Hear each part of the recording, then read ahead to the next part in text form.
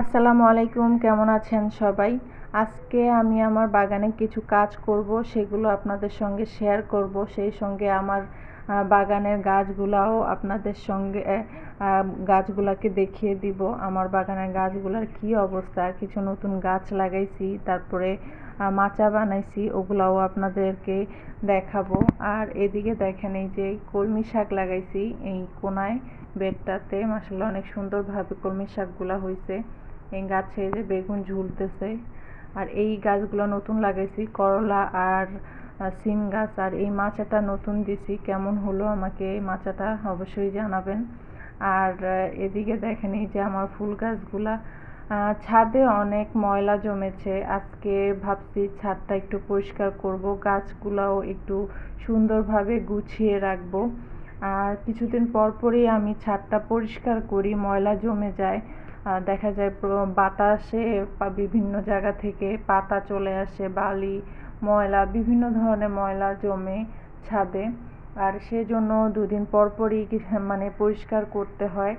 আর সেই সঙ্গে আমি আমার এই যে টবগুলা, এগুলাকেও আমি সুন্দরভাবে মানে গুছিয়ে রাখবো। আর সেজন্য ঝাড়ু, বেলচা সব কিছু নিয়ে আমি ছাদে চলে আসছি। আর এই যে কাজ শুরু করে দিয়েছি, একদম চিপা চাপা থেকে যত ময়লা আছে সব আমি ঝাড়ু দিয়ে ফেলে দিব। ঘর দর গুছিয়ে রাখলে যেমন সুন্দর দেখা যায়, তেমনি বাগানও গুছিয়ে পরিপাটি করে পরিষ্কার করে রাখলে সুন্দর লাগে, মনে শান্তি লাগে। রাদোয়া আমার সঙ্গে কাজ করতেছে, ঝাড়ু দিতেছে, আর এদিকে রাফিন দুষ্টামি করতেছে। মেয়েরা সবসময় মায়ের কষ্টটা বুঝে, মায়ের কাজে সাহায্য করতে চায়, হেল্প করতে চায়। আর এই যে আমার ঝাড়ু দেওয়া কিন্তু শেষ। ময়লাগুলো আমি এখন তুলে ফেলে দিব। আর এখন আমি আমার ছাদটার ফাইনাল লুক আপনাদেরকে দেখাবো। এই যে দেখেন, একদম পরিষ্কার, কোথাও কোনো ময়লা নাই। দেখতে কত ভালো লাগে, মনেও শান্তি লাগে।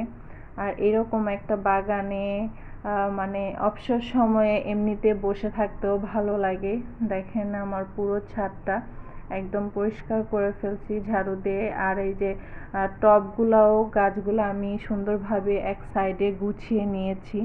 আর এই যে ঝাড়ু দেওয়ার পরে যে কিছু শুকনো পাতা ছিল আমি ওই বেডটাতে দিয়ে দিয়েছি।